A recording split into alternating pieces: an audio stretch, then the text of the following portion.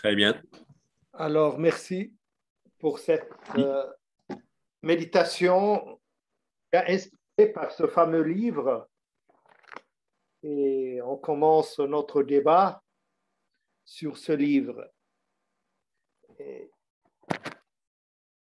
tu dis, Jacques, à la page 17 dans l'introduction de ton livre, après plus d'un demi-siècle en Inde, Vijayananda se définit comme au-dessus des religions. Et je me retrouve bien aussi dans cette position, sans angoisse particulière, sans complexe, ni de supériorité, ni d'infériorité. Bah, ma question, c'est quoi être au-dessus des religions? Et comment dire que c'est pas un complexe de supériorité, être au-dessus de toutes ces religions? Oui, ben parce que quand on réfléchit, on s'aperçoit que ces religions ont une forte marque des cultures dans lesquelles elles sont. Et donc, pourquoi se limiter à une culture, hein? On voit qu'elles ont aussi un dénominateur commun. Et donc, regarder ce dénominateur commun, mais ne pas être limité par une culture donnée, voilà, dans son expérience religieuse. C'est ça l'idée. Donc, une culture donnée, bien sûr, aide. Hein, j'ai connu un Québécois qui est moine Theravada depuis 40 ans. Il a été 18 ans au Sri Lanka et depuis il est en Birmanie. Maintenant, il est souvent enseigné en Occident, au Canada, aux États-Unis, donc Ujjagara. Et lui il disait que l'aspect extérieur des traditions, c'était comme l'écorce qui protège la circulation de la sève dans l'arbre. Donc, l'écorce a une fonction, mais ce n'est pas l'essentiel de l'arbre. L'essentiel de l'arbre, c'est la sève qui fait vivre les feuilles, les fleurs et les fruits. Et donc, cette manière de l'au-delà des religions, donc ça va dans ce sens-là.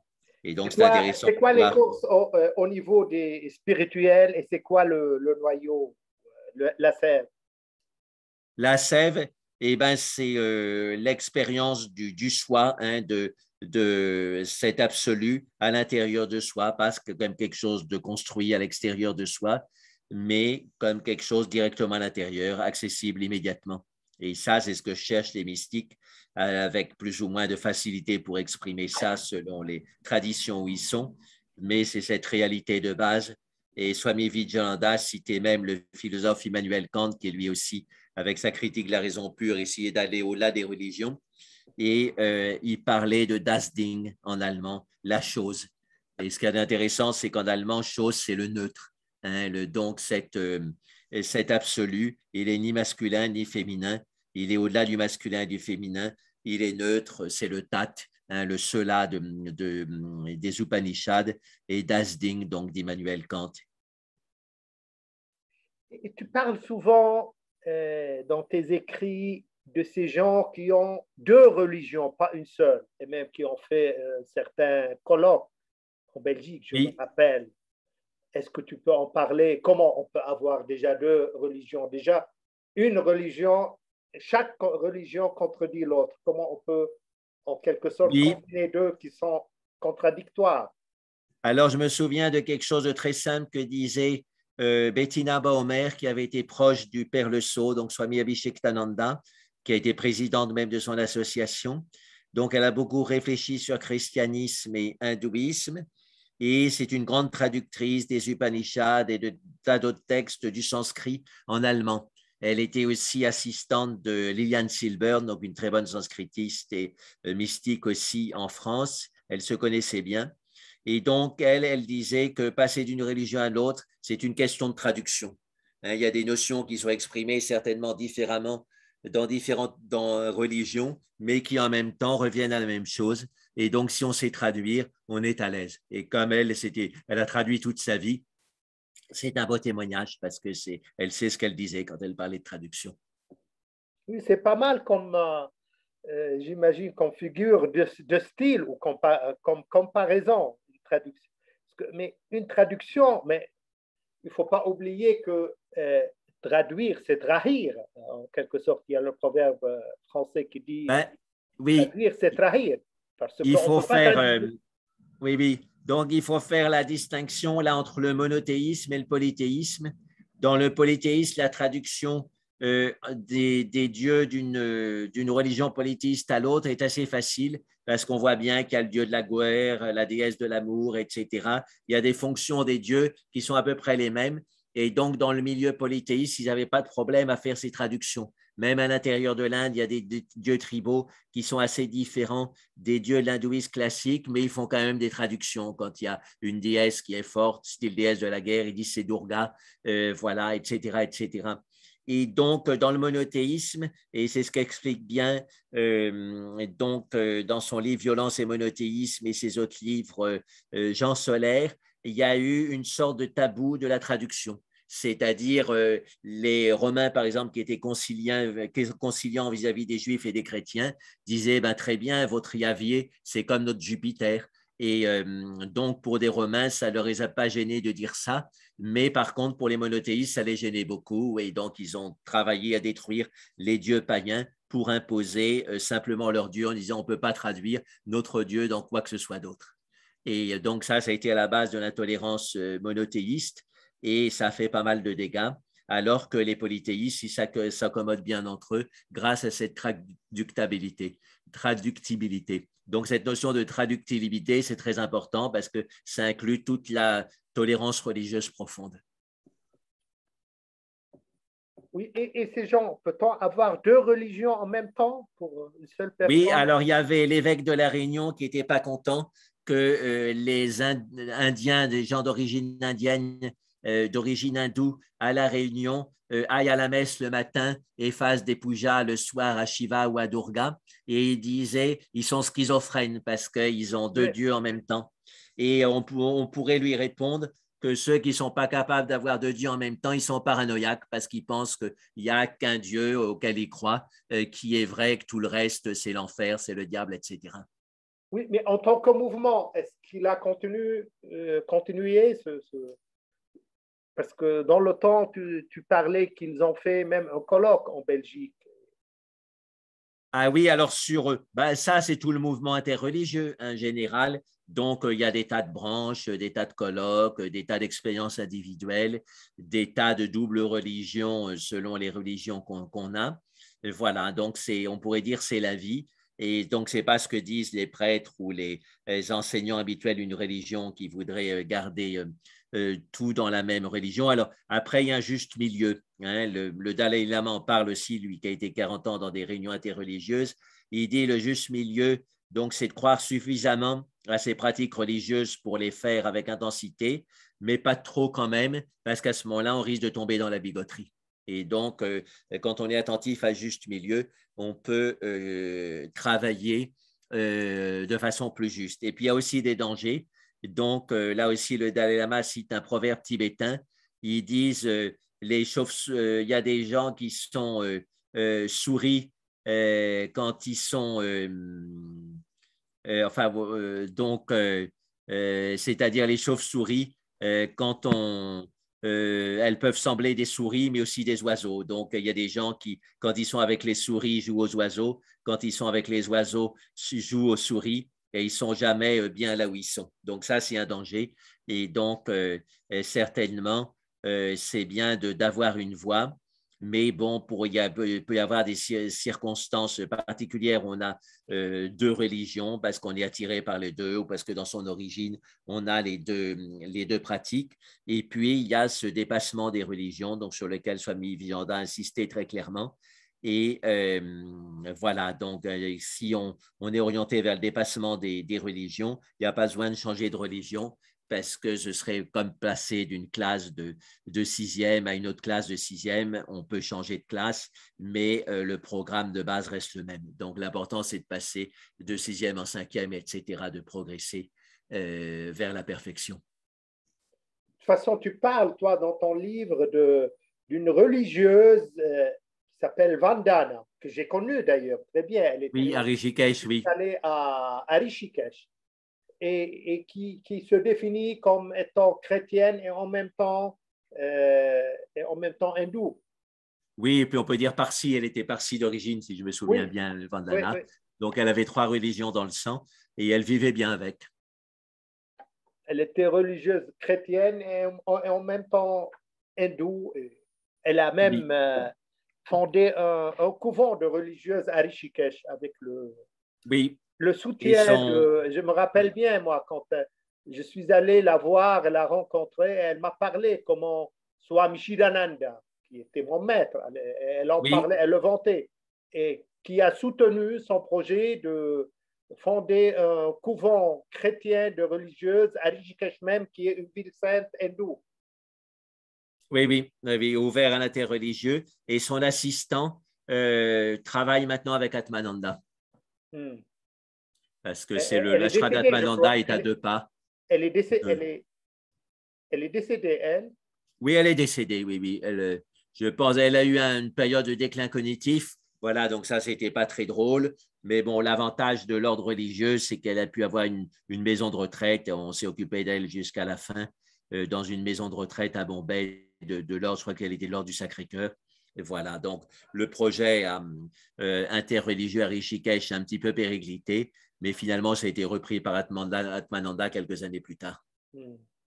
et compris avec un assistant de Vandana qui est devenu assistant de Atmananda. Alors, je ne sais pas s'il est toujours avec Atmananda, mais cet Indien, je le connais, enfin, de vue, je ne sais plus son nom, mais il a été dans les deux centres.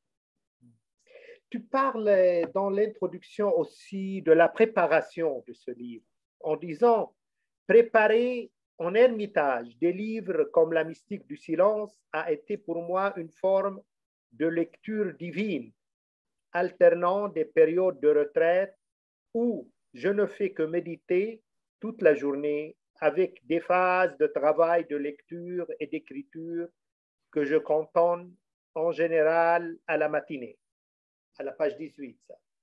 Jusqu'à quel point écrire peut-il faire partie intégrante d'une retraite? Oui, donc, il y a deux aspects dans écrire. Hein. Il y a l'aspect de concentration sur un sujet profond.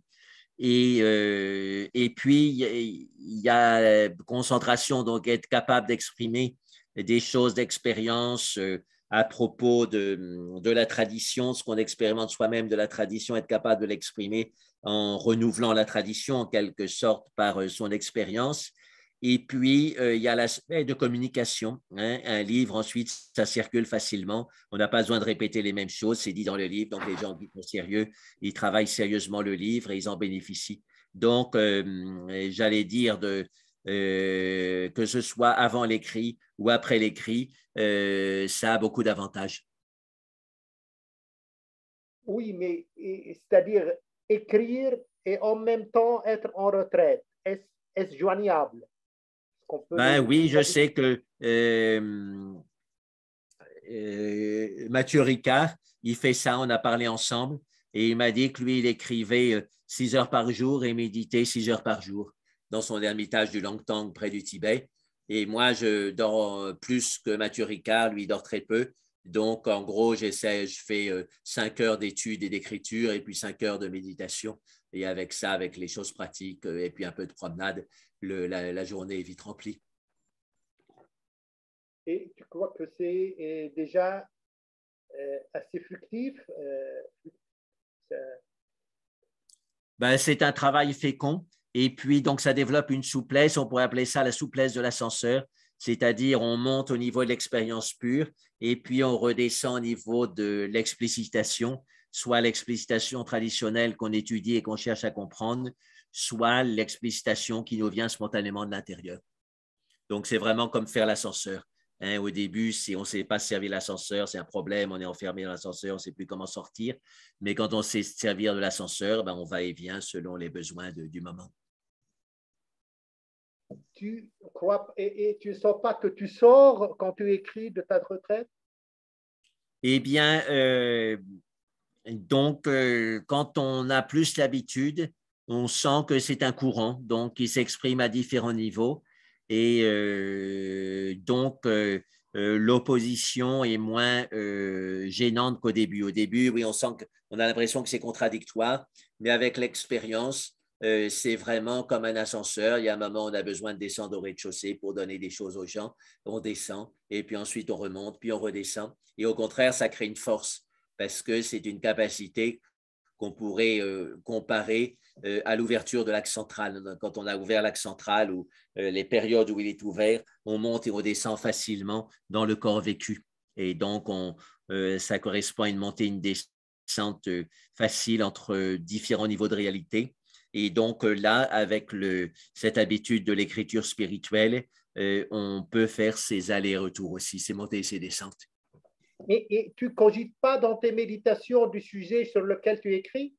Ben, c'est-à-dire, ça vient spontanément. Hein? Il y a des intuitions qui viennent spontanément. Donc, j'essaie de les noter avec des mots simples et ensuite, je reprends tout ça et je développe. Pareil pour la nuit. Dans la nuit, il y a beaucoup de choses qui se digèrent et il y a des intuitions qui viennent. Alors, j'essaie de les noter au moment même et le lendemain matin, à partir de ces notes, je La retrouve nuit, et quand tu dors ou avant de dormir? quand je suis dans le demi-sommeil. Hein? Donc, tu te Donc là, il y a lèves beaucoup de choses pour qui viennent. noter et puis tu reprends le soir. Alors, soit je les note tout de suite, soit je les note au petit matin dès que je me réveille, hein, ce qui s'est passé dans la nuit. Et les deux sont assez bien. Donc, quand je note pendant la nuit elle-même, c'est comme une ligne ou deux lignes. Quand je note au petit matin, il y a une synthèse qui se fait. Je peux faire 2, 3 pages. Et les deux sont très bien. Mais il ne faut pas attendre. Si je fais autre chose le matin, ensuite, je perds ces intuitions. Donc, il faut le faire vraiment dès le réveil. Mais et une question là, est-ce que ça t'arrive, par exemple, quand tu te poses des questions, parce que écrire, c'est poser des problématiques. Donc, si tu te poses une certaine problématique, ça t'arrive d'y trouver des solutions ou des réponses pendant tes rêves? Alors oui, ça peut venir pendant les rêves, ça peut venir plus fréquemment pendant mes essais de méditation nocturne. Donc, je dis essai parce que c'est plus difficile de méditer la nuit parce qu'on a moins de concentration, mais il y a quand même des choses qui se passent et l'état proche du rêve, ça permet des nouvelles synthèses.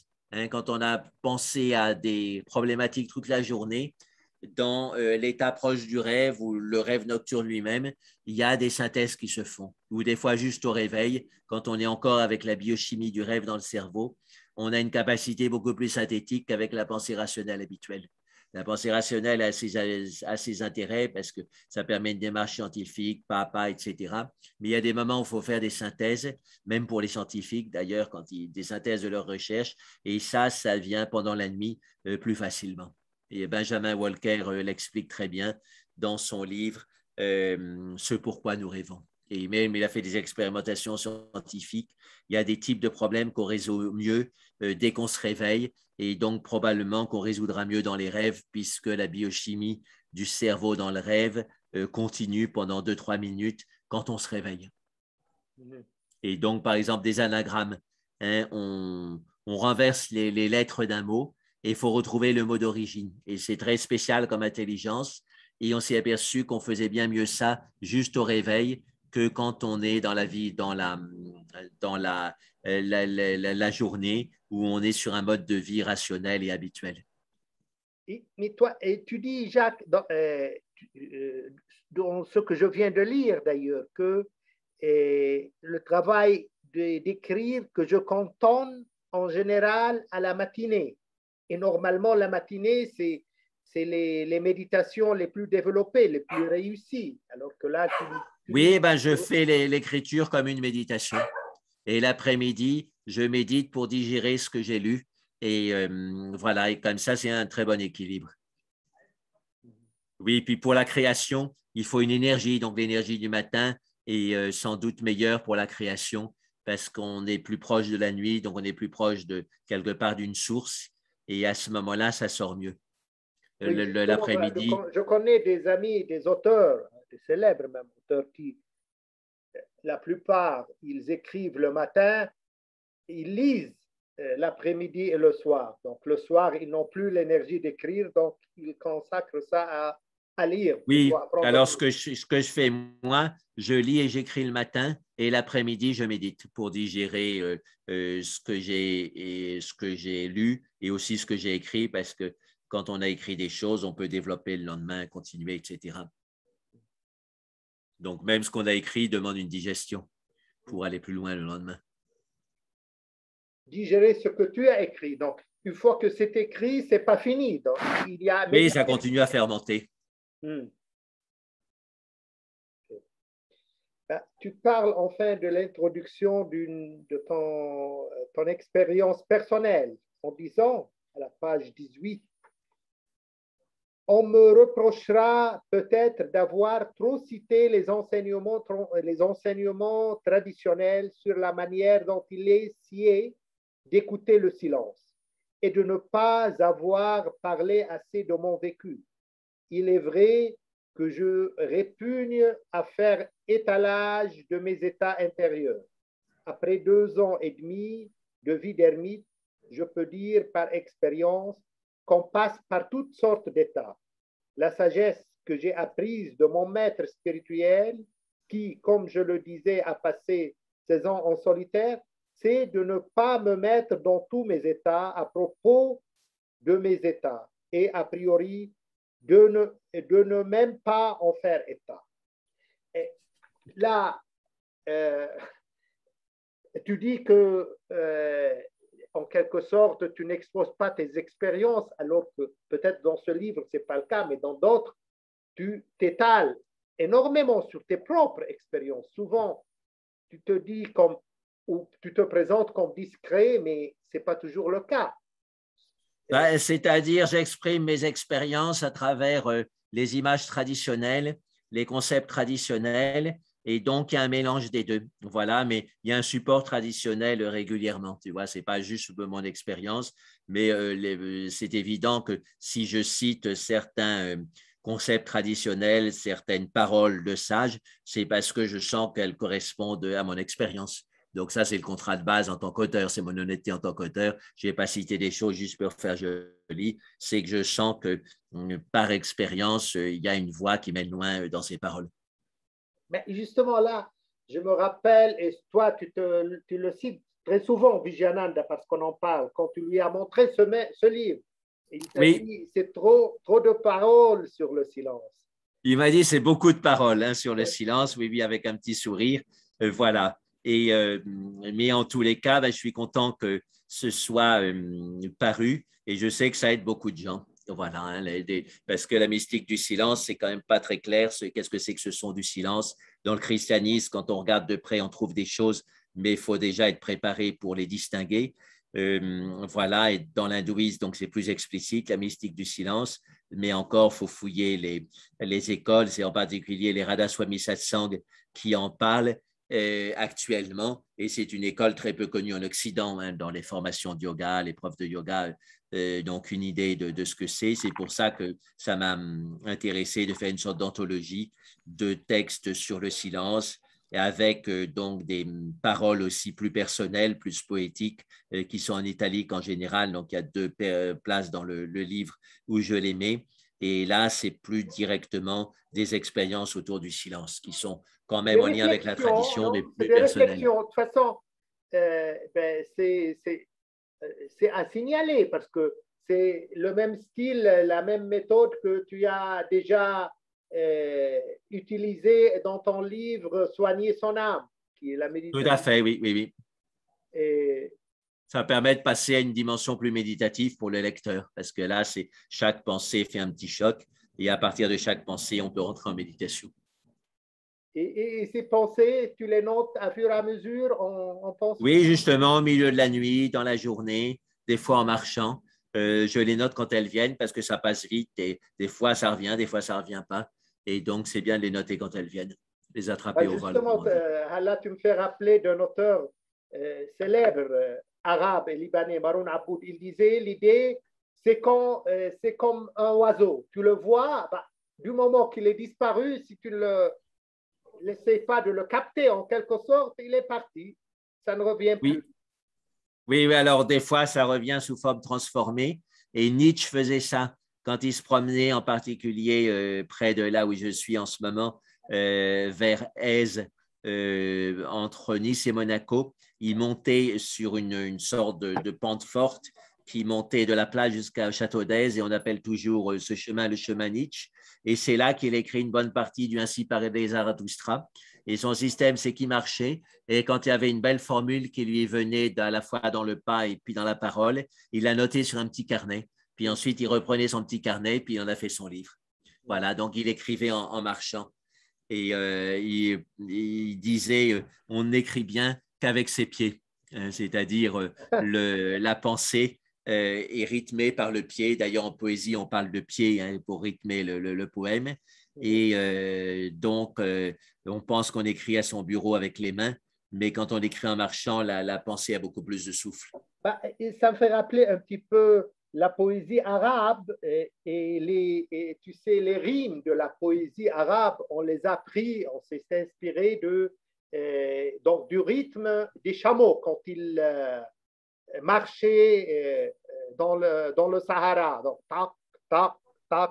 Il y a plusieurs rythmes et à partir de ces rythmes, on s'est inspiré pour faire les rimes de, D'accord. de Ah la oui, ça c'est poésie arabe. intéressant, oui, je ne savais pas, oui, oui. Mais c'est vrai qu'un poème, c'est comme une traversée du désert, on va d'un point à un autre. Hein, c'est intéressant. Euh, Tu parles aussi à la page 40 de l'ego en disant la raison d'être de l'ego, sa manifestation première, c'est de prouver qu'on est supérieur aux autres. Quand on est seul dans la nature, à long terme, tout ce jeu factice tombe de lui-même, comme dans un mélange. Au repos l'ego décante, décante, décontraîne, dépose et dépose au fond.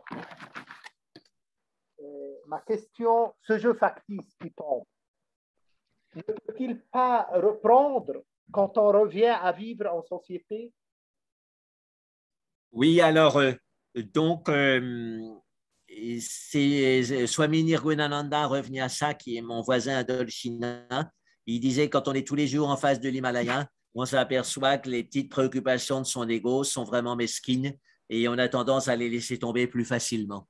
En plus, dans la nature, on n'a pas d'opposition à son ego, comme en société. En société, voilà, il y a des gens qui nous contredisent, on n'est pas content. Du coup, ça réactive à chaque fois l'ego. Dans la nature, les vaches ou les arbres ou les rochers ne nous contredisent pas, hein. Ils vivent par eux-mêmes, ils vivent leur vie, nous, on vit notre vie. Donc, on n'a pas de contradiction. Du coup, l'ego n'est pas relancé. En tous les cas, il est moins relancé que dans la vie sociale. Et donc, ça permet d'une grande décantation, un grand repos de l'ego. Alors, quand on revient dans le monde, eh ben, l'idée, c'est de remplacer l'ego par la justesse, hein. Quand on est dans la justesse à chaque instant, on fonctionne beaucoup mieux dans le monde que en fonctionnement avec son ego, parce que son ego, il rentre en conflit avec les égos des autres, et puis ça fait une sorte de tension inutile, ça fait des crispations, des blocages, alors que quand on fonctionne avec la justesse, on apprend à contourner son propre ego et l'ego des autres. Et paradoxalement, donc, quand on abandonne l'ego, les choses se passent bien mieux. Et ça, les gens ne le savent pas. Ils pensent que l'ego est nécessaire pour s'imposer dans le monde, etc. Mais c'est une vision superficielle. Donc, l'ermitage, c'est une aide essentielle à abandonner l'ego, selon. C'est une aide quand on le prend bien, c'est une aide considérable parce que le mental se ralentit et donc on peut voir beaucoup plus clairement ces mécanismes de base. Et à ce moment-là, on voit toutes les dimensions subtiles de l'ego, comment est-ce qu'il agit en nous, par devant, par derrière, par les côtés, par en bas, par en haut. Et du coup, là, on apprend à démêler tout ça beaucoup plus clairement. Mais bon, quand on fait une méditation régulière, c'est comme un ermitage dans son emploi du temps, un endroit où on est seul. Et ça aussi, c'est très important. Donc, il n'y a pas à avoir de complexe d'infériorité si on n'est pas ermite, mais faire une méditation régulière, puis rien n'empêche le week-end ou quand on a une journée de libre de faire plus de méditation. À ce moment-là, ce sera une sorte d'ermitage temporel qui sera bien présent en nous. Et là, toujours à la page 40, tu dis, on dit de quelqu'un qui pense trop vite qu'il a un vélo dans la tête. Si on réussit à arrêter complètement le vélo, ne serait-ce que quelques secondes, il s'effondra de lui-même. Il en va de même avec le mental qui ne tient debout que grâce à son mouvement perpétuel. Ma question reste, la grande question reste comment arrêter ce vélo, même si c'est pour Et des secondes. donc, cette image, elle m'a accompagné pendant des années, je la trouve très bonne. Et c'est l'idée de Patanjali aussi, Chitta Vritti Nirodha. Il commence le yoga, c'est sa définition du yoga, c'est-à-dire la cessation des vagues du mental. Une autre image parallèle qui est très bonne aussi, c'est celle du tourbillon d'eau. Hein, quand le tourbillon d'eau s'arrête, il n'y a plus de tourbillon, il n'y a plus que l'eau.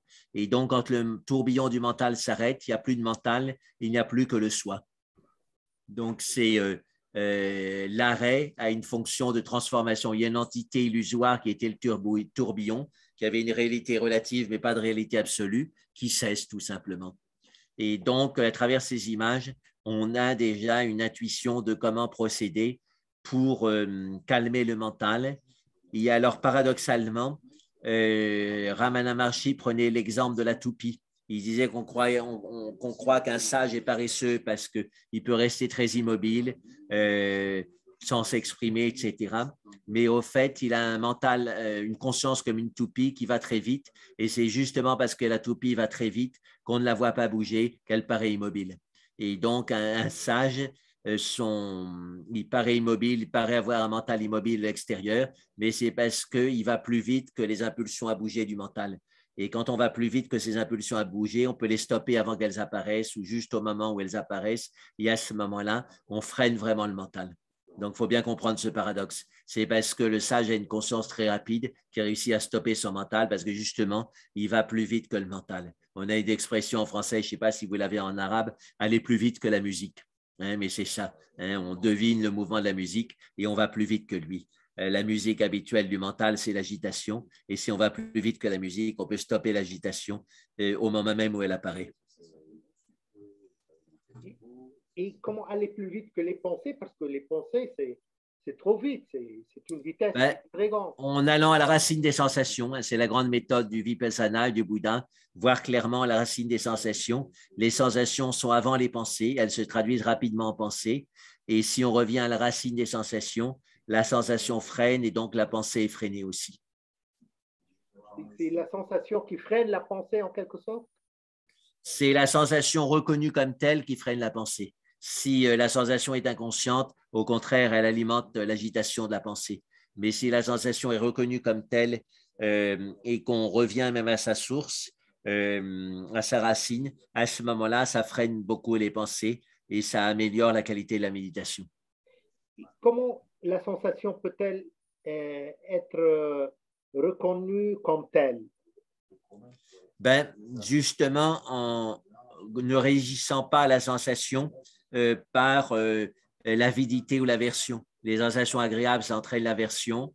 Les sensations désagréables, enfin, les sensations agréables entraînent l'avidité. Les sensations désagréables, l'aversion. On pourrait rajouter les sensations neutres, c'est-à-dire ces zones du corps où on ne sait pas très bien ce qu'on ressent, comme donnant l'ennui. Et donc, ne pas partir dans ces trois réactions et rester dans la sensation pure. Et à ce moment-là, donc, on va vers la racine du mental. Ça, c'est très fondamental. Donc, sensation reconnue comme telle, et ça veut dire une certaine observation continuelle du corps et des sensations Oui, du c'est corps. ça. Et observation, ça commence comme objectivité. Donc, on ressent les sensations telles quelles, sans élaborer des choses du style j'aime ou j'aime pas sur elles, sans faire de projection sur elles. Donc, ça, c'est fondamental. Swami Vijayanda aussi revenait souvent à ça. Et donc, c'est le Vedanta. Dans le Vedanta, on cherche le tat, le cela, le soi. Et cela, c'est aussi les sensations objectives, cette base de vie du corps qu'on peut apprendre à expérimenter sans aucun commentaire du mental. Ça, c'est pas facile, mais c'est la voie. Et donc, déjà, le comprendre intellectuellement, c'est beaucoup. Justement, c'est toujours, c'est Goenka qui disait ça toujours, la réalité as it is, il disait, la réalité, observez la réalité de vos sensations telles qu'elles sont. Oui, oui, donc il y a un moine errant qui voulait avoir un enseignement du Bouddha. Il était très impérieux dans sa demande et c'était le moment où le Bouddha partait avec ses disciples au petit matin pour faire l'aumône, pour demander l'aumône. Et donc, il lui a dit, je ne peux pas venir, enfin, je ne peux pas te répondre maintenant, je pars avec mes moines. Et alors, le moine errant a insisté, lui a dit, mais résume-moi ta doctrine, même en une phrase. Et le Bouddha a eu cette réponse célèbre. Il lui a dit que dans ce que tu vois, il n'y a que ce que tu vois. Dans ce que tu entends, il n'y a que ce que tu entends. Dans ce que tu sens, il n'y a que ce que tu sens. Que dans ce que tu penses, il n'y a que ce que tu penses. Et là, tu obtiendras la méditation profonde. Et la biographie tibétaine du Bouddha, qui rajoute un peu de merveilleux, dit que immédiatement le moine errant a compris le sens profond de ce que disait le Bouddha et qu'il a été emporté dans une flamme au ciel et qu'il a atteint l'état d'arahant dans les 10 secondes qui ont suivi en réalisant complètement cette phrase du Bouddha. Donc derrière le merveilleux, il y a cette idée que c'est une phrase clé et qu'effectivement, si on plonge dedans, on progressera rapidement. OK. Et là, une autre question. Tu dis à la page 355, l'ego s'ennuie quand il n'a rien à faire et cherche à tuer le temps. Mais quand on persévère dans la retraite et dans l'arrêt du mental, c'est le temps lui-même qui tue l'ego. Donc, ma question, il s'agit donc de savoir, d'avoir de la patience et d'être assidu pour tuer l'ego, c'est simplement ça? Oui, je me souviens d'un moine bénédictin Solem qui me disait, vous savez, Jacques, quand on est dans la vie monastique, toutes les journées sont les mêmes. Quand on a vu une journée, on les a toutes vues parce que toutes les journées sont les mêmes. Il y a le rythme monastique qui est très puissant et à part quelques petites variations selon les temps liturgiques, etc., toutes les journées sont les mêmes. Et donc, ça, c'est une bonne manière de activer le temps pour qu'il tue l'ego. Parce que notre ego, il veut du nouveau, un peu comme un enfant, il veut s'amuser, etc. Il veut du divertissement. Et quand il y a une discipline de base dans la retraite, dans la vie monastique, à ce moment-là, c'est le phénomène s'inverse. C'est pas l'ego qui cherche à tuer le temps, mais c'est le temps qui réussit à tuer l'ego. De toute façon, on dit dans la mystique chrétienne que raconter ou décrire une journée d'un ermite, c'est comme raconter toute son histoire de sa vie, parce qu'une journée, Oui. c'est toutes les journées. Oui, c'est l'idée aussi de la pratique sans attendre de résultats, sans attendre de fruits. Donc, à ce moment-là, les ermites tibétains aussi, j'ai lu maintenant plus précisément sur eux, et ils sont dans la joie de la pratique et ils ne se donnent pas des temps en disant, bon, c'est vrai qu'il y a des Tibétains qui font la retraite de 3 ans, 3 mois, 3 jours, mais dans l'ensemble, un véritable ermite, il ne se donne pas de temps en disant, voilà, dans 6 mois, il faut que j'ai atteint tel résultat, à ce moment-là, je laisserai l'ermitage. Ils ne sont pas du tout comme ça. Ils sont dans la joie de la pratique, instant après instant, et ils se laissent guider par l'intuition pour savoir quand ils doivent arrêter leur ermitage. Et ils arrêtent l'ermitage ou bien ça peut arriver. Des fois, c'est leur maître qui leur demande d'arrêter l'ermitage. Des fois, ce sont les circonstances. Par exemple, Tenzin Palmo, elle avait quelque part dans sa tête l'idée de peut-être de faire 12 ans. Et au bout d'11 ans et demi et de 2 ans et demi de retraite complète, il y a un policier qui est venu lui demander de quitter l'Inde parce qu'elle n'avait plus de visa. Et du coup, elle a dit, ça a été bon pour mon ego parce que si j'avais fait les 3 ans, 3 mois, 3 jours complets, et si j'avais fait aussi 12 ans de retraite globalement dans ma grotte, j'aurais eu cet ego. Alors que là, bon, ben, son ego a été cassé au dernier moment, en quelque sorte. Et elle a trouvé que c'était plutôt une grâce. Et tu dis d'autre part, Jacques, à la page 42, la régularité et le silence sont le pain quotidien de l'ermite. Ma question régularité, c'est-à-dire avoir un programme quotidien fixe et précis, c'est-à-dire avoir les mêmes heures de méditation, les mêmes heures de repas. Et silence, c'est une, tu veux dire par silence mauna strict, strictement. Alors, on peut nuancer. Hein, de temps en temps, Manon Amayi pouvait donner le conseil d'avoir exactement les mêmes choses à la même heure, mais de façon plus vivante. Et je pense que ce que faisait Vijayananda aussi, voilà, à partir du moment où on se réveille, on a un rythme qui est le même, mais on ne cherche pas à avoir une heure de réveil qui soit fixe par rapport à une horloge, quoi. Hein, on laisse faire le corps. Hein. Quand le corps a envie de se réveiller, on se réveille, puis à partir de là, on fait un enchaînement qui est assez fixe. C'est-à-dire, une heure juste, par exemple, après le réveil, on commence la méditation, quelque chose comme ça? Oui, c'est ça. Donc, on se débarbouille après le réveil. On commence la méditation. Après, il peut y avoir un peu de hatha yoga, il peut y avoir de la marche méditative. Après, il peut y avoir le petit déjeuner. Ensuite, il peut y avoir la lecture spirituelle. Voilà, on a le même type d'activité qui se succèdent comme ça. À la fin d'une activité, on sait profondément quelle va être la suivante. Et comme ça, il n'y a pas de gap, comme on dit en anglais, c'est-à-dire de fossé entre les activités, parce que c'est dans ces fossés qu'on perd la maîtrise de son mental, que peut avoir des addictions qui reviennent, des pensées obsessionnelles, etc. Donc, il faut éviter les fossés et avoir un enchaînement bien rempli d'activités. C'est d'ailleurs la manière dont Tenzin Palmo gère sa centaine de moines. Elles ont une activité très remplie du matin au soir. Et elle dit c'est bon pour un moine parce que comme ça, il n'a pas le temps de se poser des questions. Est-ce que ça me plaît? Est-ce que ça ne me plaît pas? Est-ce que c'est bien? Est-ce que c'est pas bien? Il a ses choses à faire, il les fait et comme ça, il progresse. Et puis, Oui, mais, avoir un emploi du temps bien rempli par des choses qui nous plaisent a priori, qu'on sent utiles pour le corps et l'esprit, c'est aussi avoir une sorte de plénitude. Alors que s'il y a des temps de mort, comme on dit, s'il y a plein de temps morts, ben c'est comme si notre corps était mort avec des parties mortes aussi. Et ça, ce n'est pas une santé mentale. Un corps avec des parties mortes, ce n'est pas la santé physique. Un emploi du temps avec des temps morts, ce n'est pas la santé mentale. oui, mais l'essentiel dans la vie monastique, Jacques, que ce soit dans le christianisme ou bien même dans le bouddhisme et l'hindouisme, c'est cette régularité éphéméride. À 4 heures, on se lève, par exemple. À 5 heures, on a le petit-déj. À 7 heures, on commence la méditation.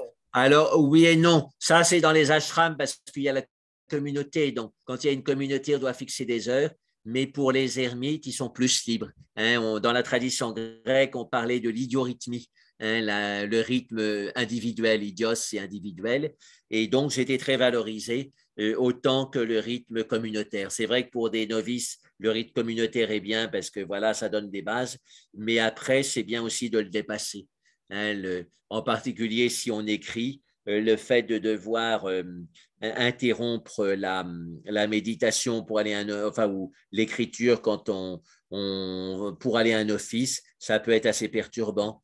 Et pareil, quand on est dans une expérience de méditation profonde, devoir l'interrompre pour aller à l'office, ça peut être finalement perturbant, mais comme il y a une vie de communauté, on le fait. Voilà, donc les moines prennent cette habitude, mais quand ils deviennent ermites, ils peuvent prendre une liberté par rapport à ça. Si on est bien lancé en méditation, ben on continue en méditation, pourquoi pas.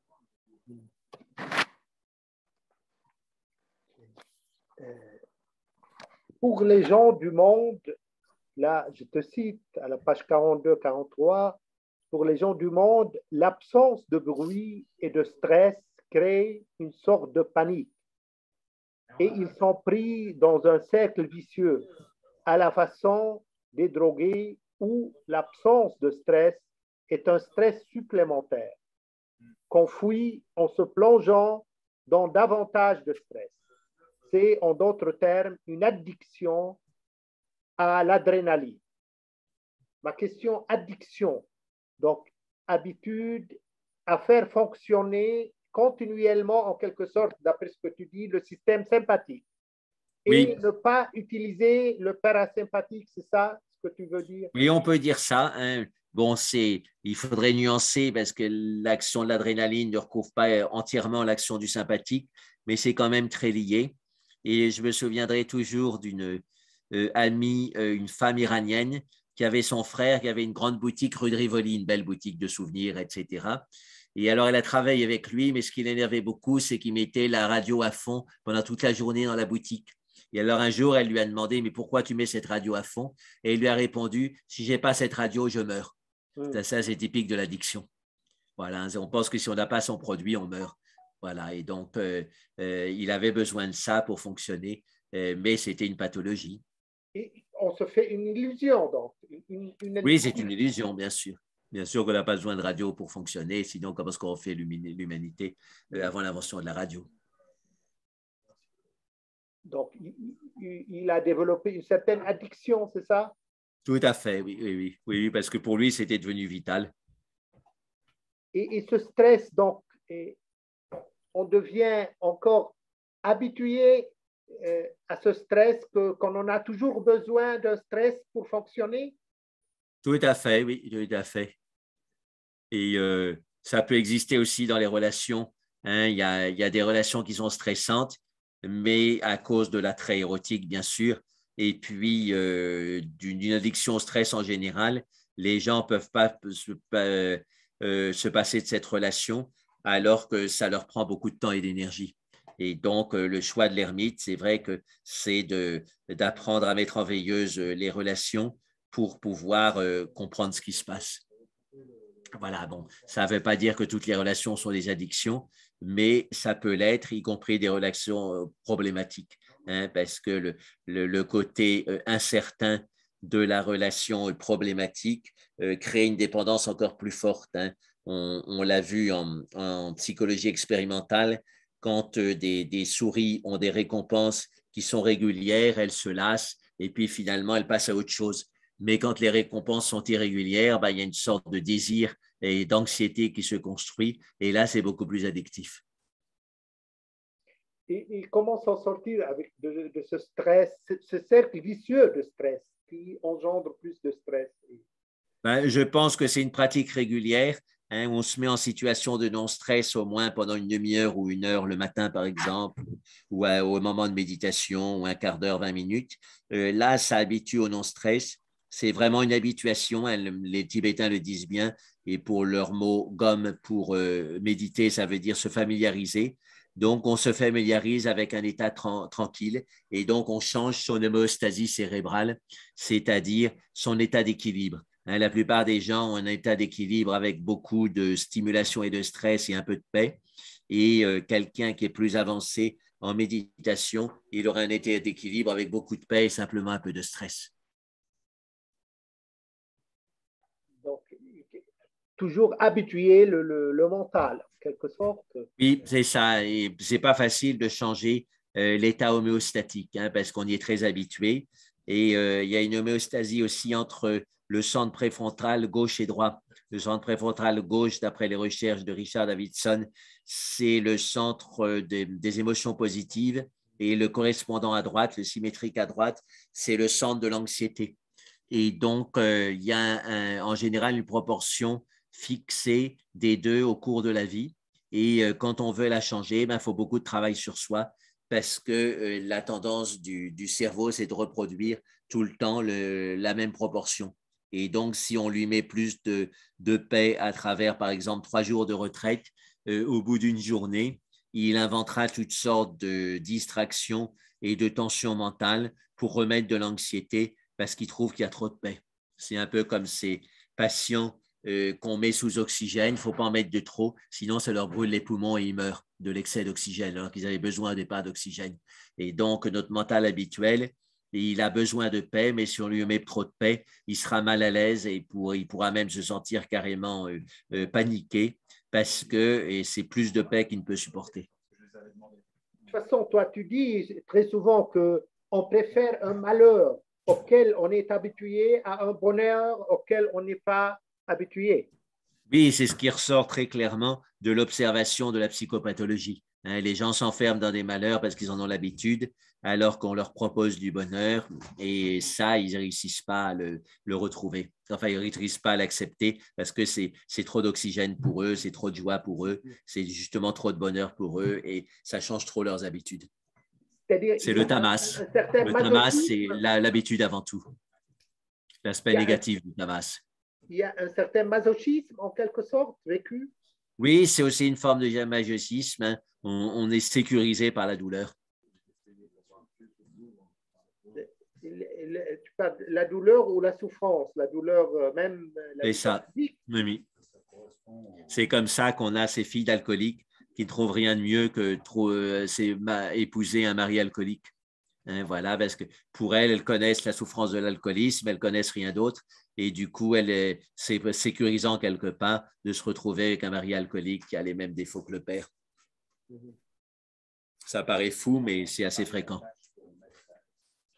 Et donc, l'idée par derrière, c'est le tamas, c'est-à-dire on reproduit des souffrances qu'on connaît plutôt que risquer d'aller vers un bonheur qu'on ne connaît pas. Bon, après, hein, il faut nuancer. Quand on fait une pratique spirituelle, il peut y avoir des souffrances qui reviennent, mais ce n'est pas forcément névrotique, c'est simplement qu'on est capable de persévérer pour résoudre des problèmes profonds. Donc, bien sûr, ça, c'est positif. Tu dis à la page 147, le silence chez l'homme ordinaire est une rupture, alors que chez l'ermite, c'est une union. La question, rupture avec quoi? Le silence et union avec quoi aussi? Oui, donc l'homme ordinaire, il est habitué à son bruit mental. À la fois, il s'en plaint, mais en même temps, il a du plaisir. Donc, il a cette ambivalence. Et du coup, quand il n'y a plus de bruit mental, pour lui, ça déclenche une peur. Hein. Un peu comme Pascal qui disait, là, le silence de ces espaces infinis m'effraie. Hein. Donc, il a une sensation de bulle qui explose et l'impression de n'être plus rien dans le silence. Alors que pour le sage ou pour l'ermite, ce silence, c'est une interruption du bruit mental, mais ça ouvre à un espace de joie et d'amour. Et donc, pour l'être ordinaire, le silence, il le vit comme un silence de mort, alors que l'ermite, le silence, il le vit comme un silence de vie. Un silence.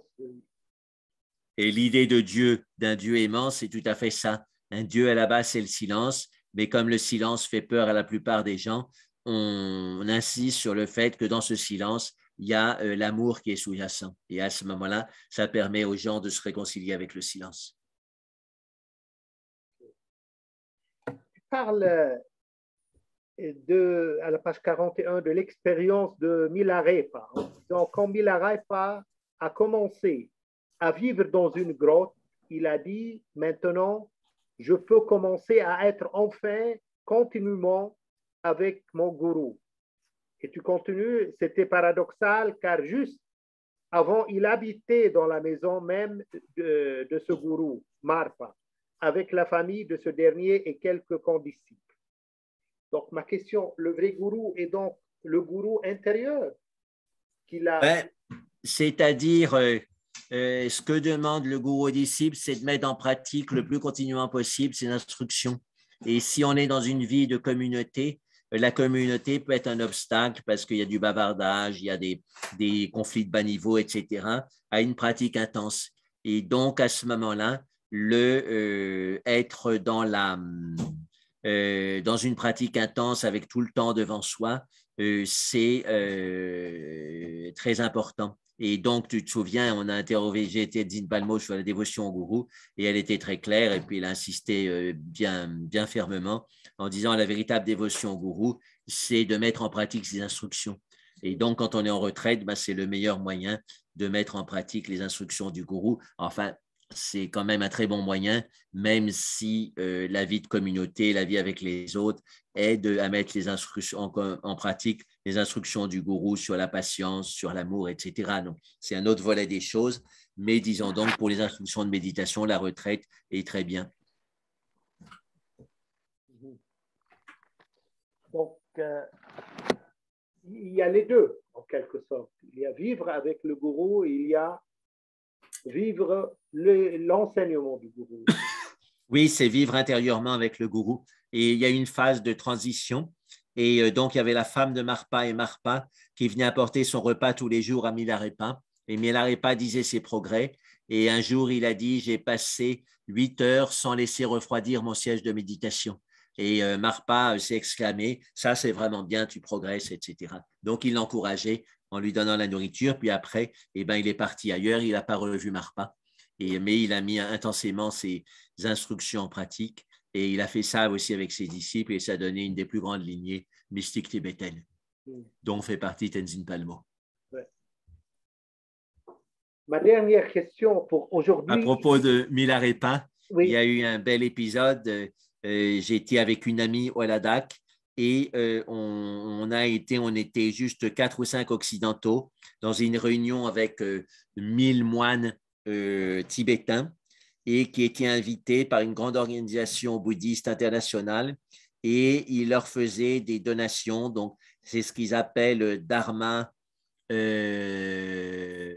Dana, le don du Dharma. Donc, il y a des discours religieux, des enseignements, de la nourriture. Il leur donne une nouvelle robe à chacun pour l'hiver. Et puis, ils ont offert, comme c'était au Ladakh, ils étaient traditions tibétaines, ils ont offert les chants de Milarepa, un gros livre de 1000 pages, enfin peut-être 500 ou 1000 pages. Et chaque moine, donc il y avait quand même 1200 moines, donc ils ont offert 1200 livres des chants de Milarepa. Et c'était en plus beau parce qu'on était en septembre, donc le froid arrivait. Et pendant l'hiver, ben, on médite plus. Et donc, pour leur hiver, on leur donnait ces chants de Milarepa à méditer à chacun. Et dernière question, toujours dans l'Ermitage. Tu dis à la page 46, l'ermite ne doit pas être complètement coupé de ce que se passe dans le monde. Et tu continues en disant, la plupart des gens qu'on y voit brillent dans les feux de l'actualité, transmettent une vibration de stress et d'agressivité. Oui. Ma question, que faire dans ce monde où on est très souvent noyé dans l'actualité? On la fouille, elle nous suit. Tu ouvres ton ordinateur, déjà on te donne l'actualité, tu es obligé de la voir. Même si non, il faut se débrouiller pour éviter. Je sais que moi, j'évite, par exemple, Bing, où quand on ouvre une fenêtre, il vous met tout de suite l'actualité. Ben, je ne l'utilise pas, j'utilise Mozilla, et là, ce n'est pas le cas. Tu vois, tu ouvres des fenêtres tranquillement sans avoir l'actualité. Donc, il faut faire attention à ça, oui, pas être pollué par cette activité automatique. Et donc, choisir quand on regarde l'actualité et donc savoir limiter le temps. Je sais que Swami Vijayanda, il suivait l'actualité tous les jours, mais c'était 10 minutes, un quart d'heure. Hein, voilà, il allait au bureau, il y avait le Times of India qui avait lu les gens de l'ashram. Lui, il arrivait le soir, en général, le journal était libre. Et puis, il regardait pendant 10 minutes, un quart d'heure, puis après, il fermait et passait à autre chose. Donc, il faut suivre l'actualité, mais à une dose assez... Oui, puis ça dépend des moments. On peut avoir des moments où il se passe beaucoup de choses. À ce moment-là, on peut suivre un peu plus. Puis il y a différents niveaux d'actualité. Il y a l'actualité littéraire. Si on est dans un domaine littéraire, dans les livres, c'est bien de suivre les livres qui sortent dans son sujet. Voilà. Et puis il y a l'actualité générale. Voilà. Donc, il faut trouver sa dose.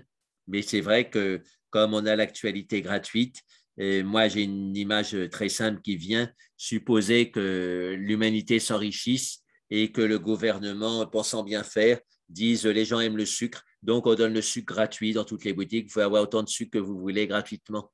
Eh bien, ça développerait les diabètes et ce serait terrible pour la santé du public. Eh bien là, c'est ce qui se passe avec l'actualité gratuite sur Internet, etc. Il y a plein de sites où on ne paye rien, on a autant d'activités qu'on veut. L'activité, c'est plaisant sur le coup comme du sucre, mais à long terme, ça crée un excès et ça crée une sorte de diabète ou d'obésité. Il y a des gens qui ont la tête pleine d'actualité et ils vont mal parce que c'est une forme d'obésité et leur métabolisme ne fonctionne pas normalement parce qu'il est entièrement pris par le sucre.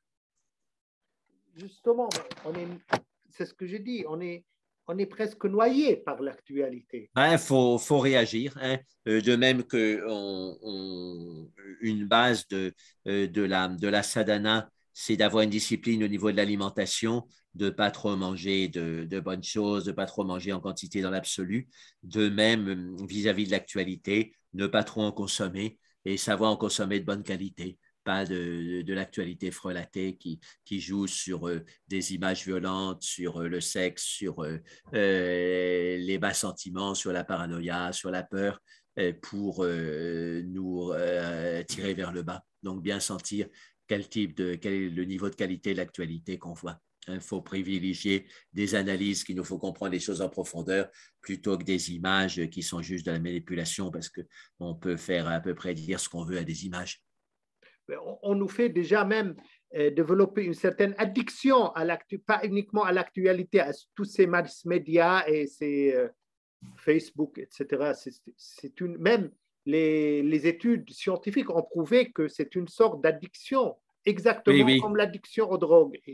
Oui, c'est pour ça. Donc, moi, je sais que les réseaux sociaux, je les regarde pratiquement pas Normalement, je mets mon programme sur Facebook, mais souvent, la plupart du temps, j'oublie parce que ça m'ennuie. Voilà. Et donc, par contre, je mets des choses sur mon site, mais ça, ben, il y a ce que je mets.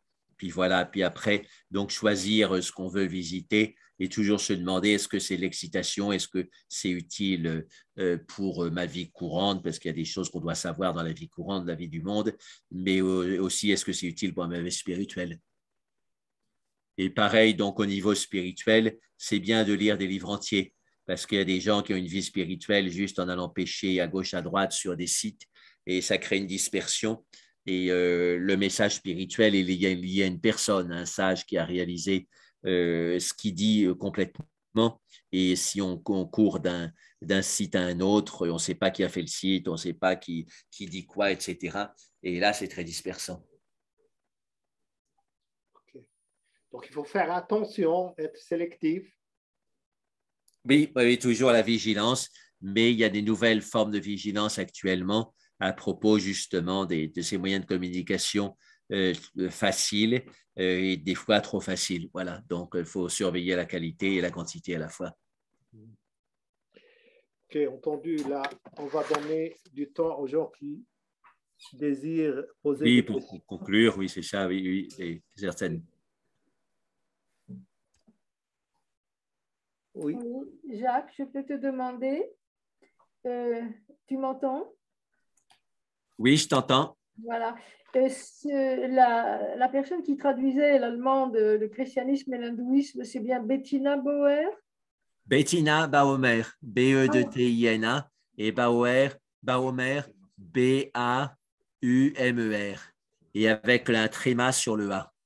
Pas sur le U, mais sur le A. Très bien, Baumer, j'avais mis Bauer. Et puis,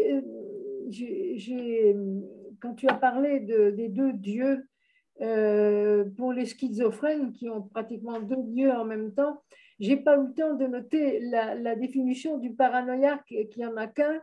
Est-ce que tu Ben peux... oui, le paranoïaque n'a qu'un Dieu et il croit que son Dieu est la lumière absolue et que les autres dieux sont le noir absolu. Donc, c'est typique du clivage paranoïaque, hein, c'est-à-dire le paranoïaque divise le monde entre blanc et noir. Lui est du côté du blanc, ses amis proches sont du côté du blanc, son groupe est du côté du blanc et tout le reste, c'est le noir du diable. Donc, c'est simpliste et confortable comme vision, sauf que c'est psychotique. Ça me plaît, ces séances de tes livres avec les questions de Louis. C'est vraiment un bonheur, ces émissions. Il sait me tirer les verres du nez. Ah, ça me plaît énormément. Bravo pour les questions et Oui. bravo pour les réponses. C'est un Oui. bonheur. Geneviève, elle était journaliste aux États-Unis, en Italie, en France, voilà, donc elle connaît le métier. Si, c'est gentil. C'est très gentil, Geneviève. Elle est toujours encourageante. Oui. Non, vraiment, c'est très. J'écris des pages et des pages et des pages en même temps. Oui. C'est un bonheur, oui. Merci. Bah, écoute, si tu écris, il faut ce que tu écrives, les taper, nous les envoyer. On peut finalement sortir un livre avec. Peut-être. Qui sera traduit en arabe, t'auras la gloire. Ouais, ben, j'aimerais bien que ces entretiens qu'on a fait, ça fait maintenant, aujourd'hui, c'est la leçon numéro 20. Ben, si on trouve quelqu'un qui les note et puis on corrige, on réactualise ces notes, Oui, on pourra c'est vrai, il faire. faut que je m'en occupe. Il faut que je m'en occupe là avec tous ces soucis de santé et puis ces déplacements. Je n'ai pas le temps de m'en occuper, mais il y a une équipe qui est prête à le faire. Donc, on va voir s'ils peuvent suivre. Et là encore, j'ai vu, par exemple, là, est-ce que tu as vu les traductions que j'ai fait des interviews avec Tenzin Palmo? Je n'ai pas fait. Alors, mon frère a accepté de revoir l'espagnol.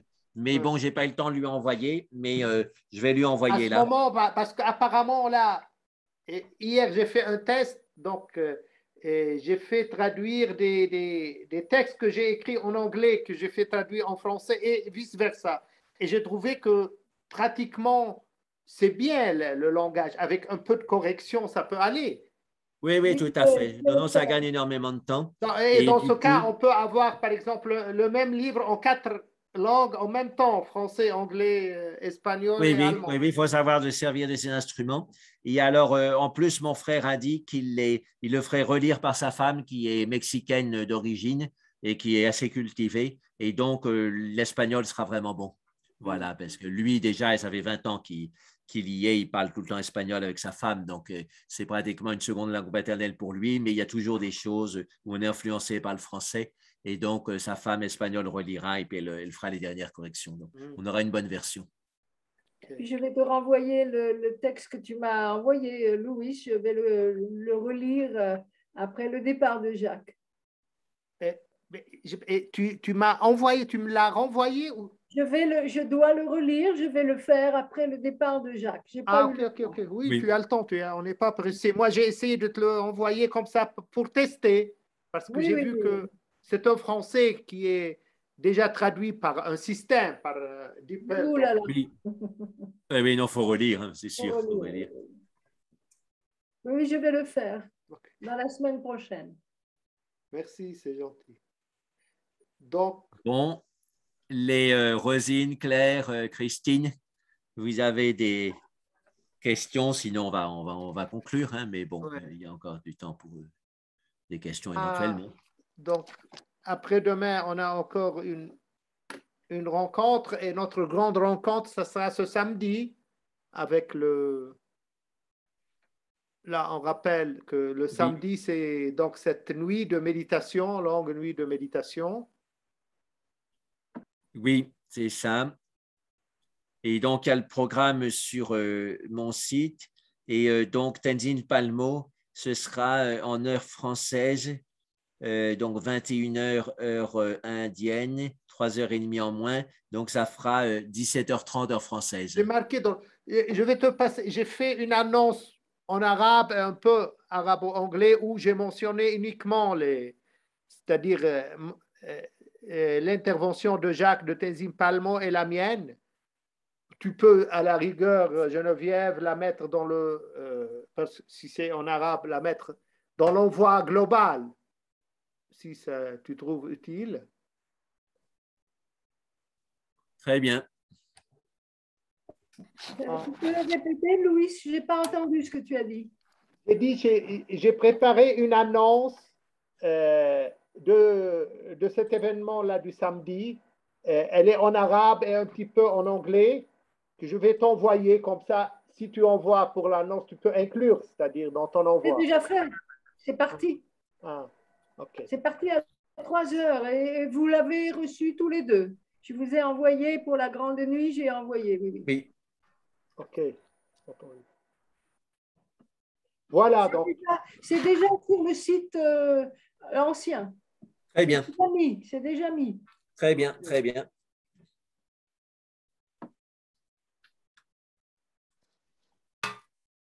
Voilà. Bah, je crois que c'est bon maintenant. Du moment qu'il y a Allez, au revoir à tous et à toutes. À plus. Et donc, à demain 10h hein, pour Geneviève. Au revoir. Okay.